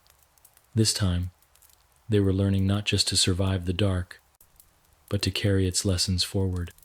That not all weeds are worthless, that bitter roots hold old secrets, that there is nourishment in memory if one is willing to dig deep enough. And so, in the longhouses and farmsteads of the sunless north, the people ate moss and bark and weeds and roots not because they had no choice, but because they had chosen not to vanish. They had remembered. Part 16. Children of Ash. How the young endured and changed the future. They were born into cold, into silence, into a sky without color, and a land without promise. The children of the year without sunlight did not remember golden harvests or bright midsummers. They remembered only the sound of fire crackling in the dark, the taste of bark bread, the hush that followed questions adults could not answer. And yet they endured. More than that, they transformed. In Hrafnheim, Brynja had once been a girl who danced barefoot through goat pastures, who laughed at frogs in the stream. But in the dark year, she changed. She rose early without complaint. She learned to filter water, to stack firewood in patterns that would dry faster, to stir broth without scorching it. Her play had become purpose, not because she was forced, but because she saw what was needed and stepped into it. Among the Norse, children were never babied, but in this year, they became something older, still witnesses. They watched their parents cry in silence, watched animals fall to frost, watched neighbors vanish, and they did not look away. Their silence was not fear, it was understanding. In many longhouses, the youngest became the keepers of new knowledge. How to trap ash snow for clean melt, how to braid rope from dried nettles, how to stretch meat broth with herbs. No adult remembered. In the lowlands of Östergötland, it was said a 12-year-old boy saved his village by remembering a game his grandmother had played, stacking stones in a spiral around a fire pit. It turned out to be an old Sami trick for heat preservation, lost for generations. In Iceland, children began carving sun symbols into wood and hanging them above doors, not as charms, but as markers of time, their own kind of calendar. They learned to read more than runes. They learned to read breath, to hear when a sleeping person's chest moved too little, to watch the ice in a cup for signs the fire had failed, to smell when water turned foul. And they did all this not out of fear, but because they knew their parents could not watch everything. In many homes, it was children who remembered rituals. A 6-year-old girl in Borg was the one who insisted that a bowl of food be left for the house spirits every 7th night. Her mother had forgotten, her father no longer believed. But she remembered, and they let her continue, because sometimes belief comes best from those with nothing to unlearn. At night, they dreamed not just of monsters and old gods, but of gardens, of brightness, of a sun they had never truly seen, yet could somehow still imagine. And it was these children, born of ash and silence, who began to ask different questions. What if we build the fire outside the house next spring? What if we plant in baskets and carry them inside at night? What if we use the old sail to catch the wind and grind the last grains? Their questions were not dreams. They were beginnings. Freydis watched Brynja one evening as she carved tiny lines into a flat piece of bone. Not runes numbers. She was tracking how long each meal lasted. A pattern. An inventory. The mind of a farmer. A scribe. A survivor. Freydis said nothing, but her heart ached, not from sorrow, but from the sudden realization that her daughter would grow into a world shaped by hunger, and yet not broken by it. Because these children, the children of Ash, were not weak. They were lean, watchful, curious. They did not fear the dark as their ancestors had. They knew how to move in it, how to work in it, how to find one another within it. And when spring came, or what passed for spring in a land still hushed by gray skies, it was the children who first dared to smile. They pressed seeds into soil warmed by coals. They carried water in carved horn cups. They recited stories they had heard all winter, not as entertainment, but as foundation. In the records of future years, these children would not be named kings or warriors. Their lives would not be carved in stone, but they would carry forward what the fire had taught, that survival is not inherited but learned, that memory is stronger than hunger, and that even in a world without sunlight, something can still grow, not from the earth, but from them. Part 17, Whispers in the Wood, Encounters with Other Survivors, and Lost Settlements. By the time the ash had settled thick along the eaves and the snow fell soundless as breath, many assumed they were alone, isolated, that beyond the next ridge, beyond the frozen fjord or the dark pine wall, there was only more silence, more death, more ghosts. But one of the oldest truths in Norse lands whispered otherwise. No one suffers alone for long. The forest, once feared for its hidden spirits, and the eyes that watched between the branches, now offered a new kind of mystery. Freydis was the first to sense it, a pile of fresh pine needles near the stream that no one in Hrafnheim had gathered. A thin line of soot along a fallen log. Then, a piece of fish bone, freshly gnawed, too clean to be weeks old.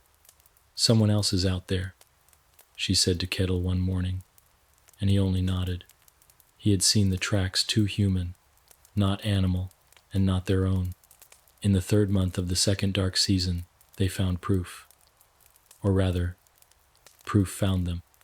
Brynja was gathering wood near the northern path when she saw movement, a figure, thin and slow, cloaked in stitched fur and rag. The shape of a woman, though bent, her breath leaving no cloud. Brynja stood still. So did the stranger. Then, with a wordless motion, the figure placed a bundle on the snow, a handful of dried berries, wrapped in birch bark, and vanished between the trees. When Ketil found the gift, he did not smile. "That's a trade," he said quietly, "or a test." In Norse culture, the exchange of food in silence was ancient, older than runes. It came from the times before longhouses, when survival meant leaving without asking, a gift placed in hunger's path, an invitation, or a warning. Over the following weeks, more signs appeared. A carved stick laid at the boundary stone, notched with unfamiliar marks. A broken shoe repaired with sinew. Not Norse work, but something older, rougher. Then one night they heard it. Voices beyond the tree line. Low, murmuring. A language that braided Norse with something else. Something forested. They weren't alone. The survivors had begun to find each other. From the east came a small band of Sami reindeer herders and forest dwellers who had outlasted the ash by migrating with their animals. They knew the signs of poisoned water, the feel of earth too cold to dig. They arrived with tales of other survivors, deep in the north, who moved through the woods like fog and built shelters under snowbanks. One of them, a woman named Ayla, stayed in Hrafnheim for 2 nights. She taught them to insulate the longhouse walls with layers of tree lichen, to weave mats from marsh reeds and place them beneath sleeping skins. She showed Brynja how to find mushrooms buried beneath ash by following birch patterns. Before leaving, she gave Freydis a pouch of rendered reindeer fat, and said only, "For the next child." To the west, a man named Hallstein arrived, a Norseman, but ragged, half-starved, missing 2 fingers. He had once lived in a fishing hamlet, now swallowed by frost and silence. His wife had died. His sons had scattered, but he had walked, for weeks, searching not for help, but for others. He carried with him a small carved idol of Thor, worn smooth from clutching. He told stories that haunted them, of a settlement where the dead outnumbered the living, where one family preserved their children with salt, and stored them in root cellars out of grief. Of another where people had turned to eating moss scraped from church walls, and still another deeper in the mountains where no smoke had risen in months. But carved runes continued to appear at the crossroads, warning travelers away. Not all who survive should be found, he said quietly. Yet despite the fear, despite the sorrow in these meetings, something else took root. Network. Those who remained began to move, to trade, to speak. Not often, not openly, but enough. Salt was swapped for herbs, cloth for tools, knowledge for safety.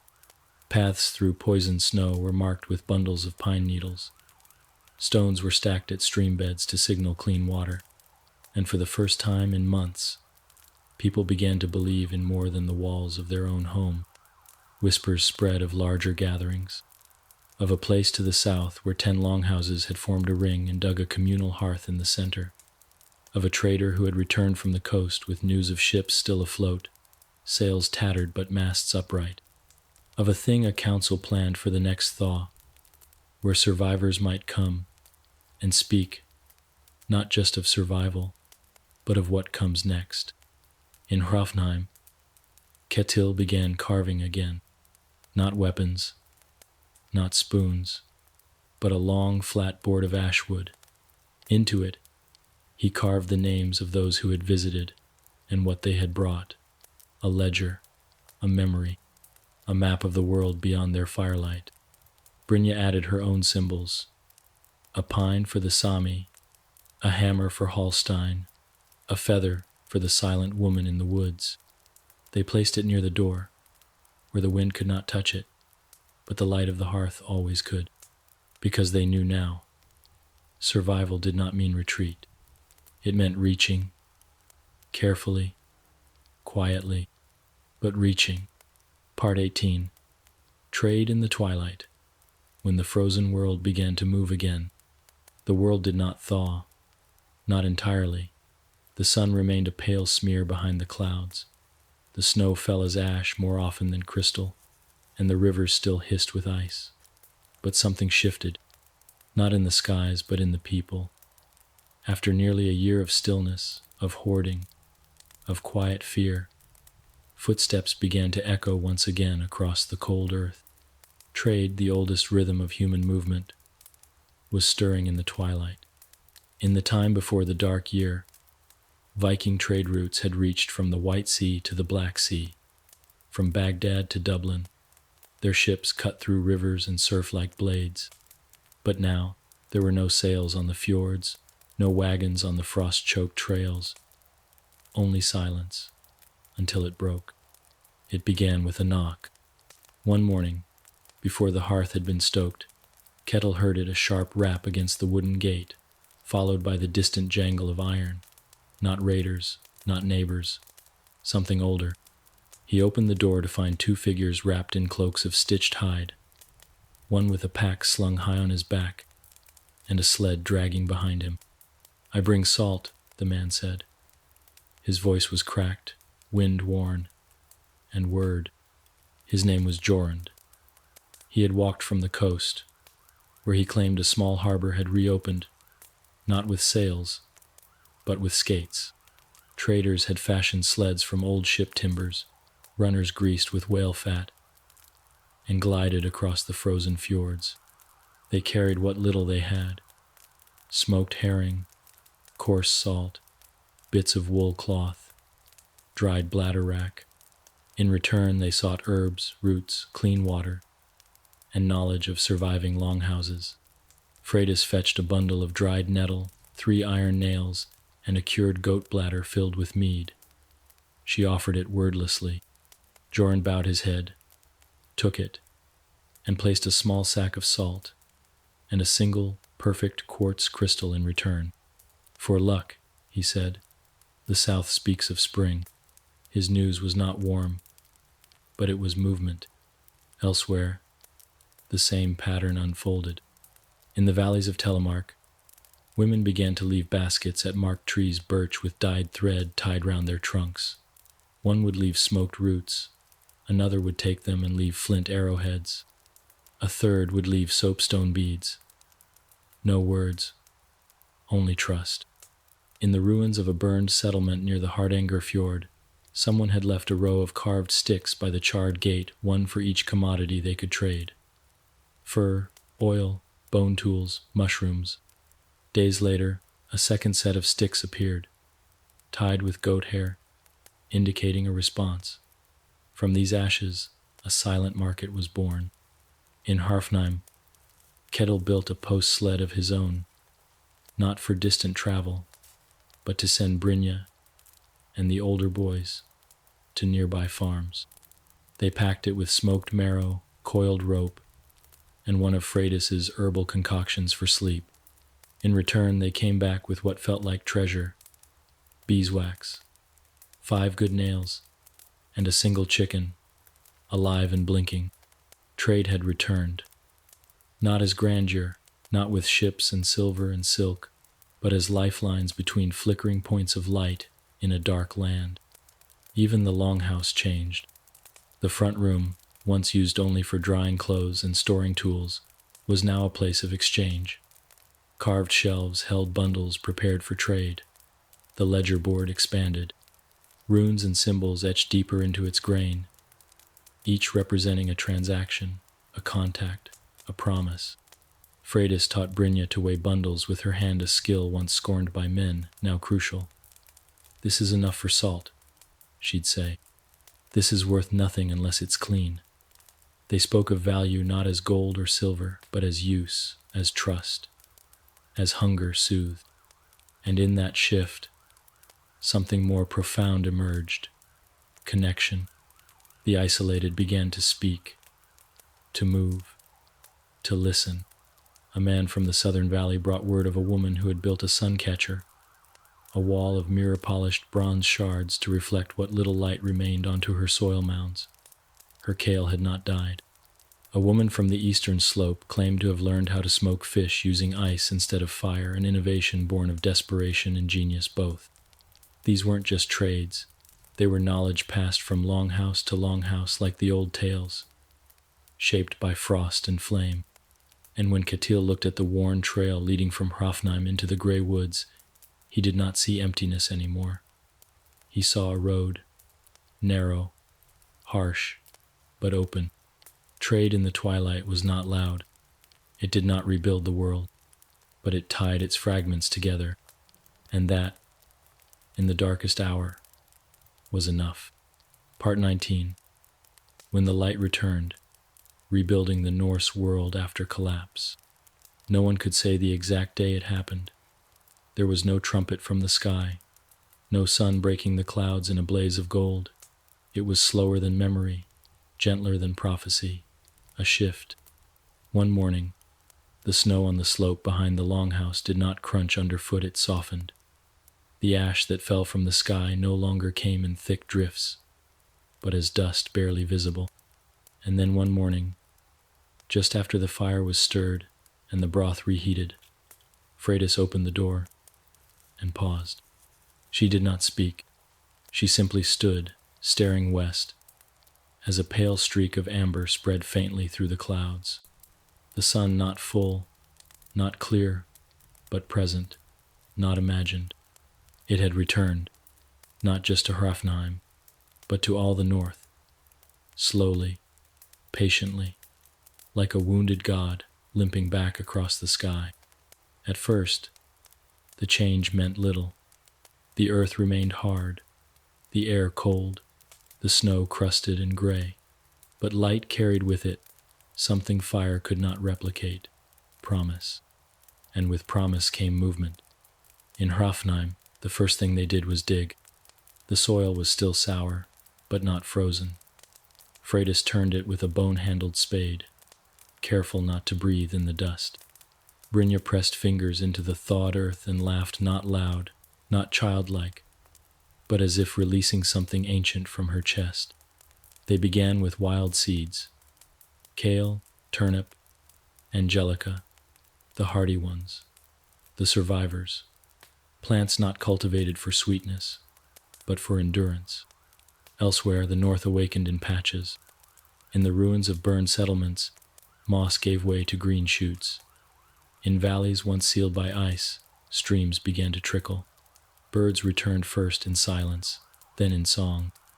Their calls sounded strange, unfamiliar, almost holy. To people who had not heard a robin in months, its warble was a hymn. But rebuilding was not celebration. It was work. The longhouses, weathered and sagging from the weight of ash and snow, needed to be braced. Roofs patched, beams reburned for strength. Sleds became carts again. Walls were torn down to make greenhouses frames of hide, and fish oil-soaked cloth stretched tight to catch warmth. And with this work came reunion. The survivors who had once wandered alone, who had traded in whispers and lived by the caution of ash, began to gather, first in 3s and 5s, then in dozens. Not in cities, but in new kinds of settlements, rings of houses, shared fires, communal cellars. They brought what they had: mushroom spawn, smoked lichen, fragments of old books wrapped in linen, knowledge, now more precious than amber. Ketil helped raise the first new longhouse outside Hrafnheim, hammering beams alongside men who had once been strangers. Brynja led other children to replant the herb beds, her fingers knowing what to press where. And Freydis wrote not with ink, but with knife on wood, recording what plants had lived, what waters had cleared, which foods had not rotted, a history carved in grain. But the most profound change was not what was built. It was how they built. The arrogance of the old ways was gone. No longer did they plant only barley and rye. Now they mixed crops with forest plants, letting wild and cultivated grow together. No longer did they waste food that didn't please the tongue. Now, they ate what the earth gave. Meals were smaller, sharper, simpler, but made with reverence. And ritual returned, not in desperation, but in gratitude. At the solstice, they gathered around a shared flame. There were no priests, no kings, only people who had endured. They passed bowls of broth, hung talismans made of twigs and string, and told the story. There was a year without the sun, and we lived. That story, above all, was sacred. In the years that followed, as the sun grew stronger, and trade widened, and ships once more braved the coastal winds, that story remained. It became part of the sagas, not as a tale of war, but of survival. The year the gods went silent, the year people became ash, the year they remembered who they were. Brynja would one day carry that tale to her own children, not as myth, but as truth. And when they asked her what saved them, she would not say fire, or meat, or gods. She would say, each other. Part 20. The Legacy of the Sunless Year. Lessons the Vikings never forgot. Long after the skies cleared, long after the ash settled into the deep soil, and the sun once again drew long golden paths across the fjords, the memory remained, not as scars, though many bore them, but as warnings, as teachings, as truths, too hard-earned to be left behind. The sunless year was not erased by the return of light. It was carried forward, like the old runes carved into ship keels, or whispered charms tied into children's hair. It became a part of the North itself, not just in its stories, but in its bones. In Hoffenheim, they no longer planted only what was easy. Freydis taught her daughter to scatter seeds of fat hen and wild sorrel between the neat rows of barley. Weeds that fed us once, she would say, will not be forgotten. The longhouse changed too. No longer just shelter, it became archive, a place where knowledge was passed deliberately, not hoarded or assumed. On the walls hung bundles of dried plants labeled with bone markers. Ragna's old herbal notes, once scattered, were etched into a long plank nailed above the hearth. Children grew up learning not just how to plant or fight, but how to see, to read the sky for sickness, to smell a stream for poison, to sense hunger not in the belly, but in the silences around them. And across the Norse world, others remembered. In Iceland, people built Eldhus firehouses, small, communal shelters dug into hillsides, stocked with dried roots and coals, always ready for another winter without warning. In the islands, they raised stone beacons not for ships, but for walkers, markers, for trade trails that had once saved lives when no roads remained. Rituals evolved. The feast of the first thaw, once a drunken celebration, became something quieter. Bowls of moss broth were placed at crossroads. Runes of gratitude were carved into bark. The name Fimbulvetr, once only a myth, became a date. Even in the far halls of chieftains and jarls, the memory held weight. Trade councils began keeping emergency stores. Shipwrights designed hulls for ice cracking. Salt and honey were stockpiled not just for luxury, but for endurance. But the deepest legacy was not physical. It was cultural. A humility entered the Viking soul, not meekness, but clarity. The gods could go silent. The sky could turn against them. The earth could forget its own warmth. And in such moments, what mattered was not silver, or conquest, or bloodline. What mattered was fire. What mattered was shared meat, clean water, the voice of a child, unafraid to sleep. What mattered was the willingness to kneel and dig with bare hands when nothing else remained. And so, the survivors of the sunless year passed this on, not through grand saga or gilded text, but in daily acts, in the placing of the kettle, in the saving of seeds, in the way they taught their children to braid herb bundles not just for sleep, but for memory. Brynja, grown tall and sharp-eyed, would one day walk through a spring field and point out goosefoot growing wild among the barley. "Don't pull it," she'd say. "That's the one that fed us." And her children would nod, not fully understanding, but knowing it mattered. Because the sun might vanish again, the mountains might crack, the gods might sleep, but the people would remember, and they would be ready.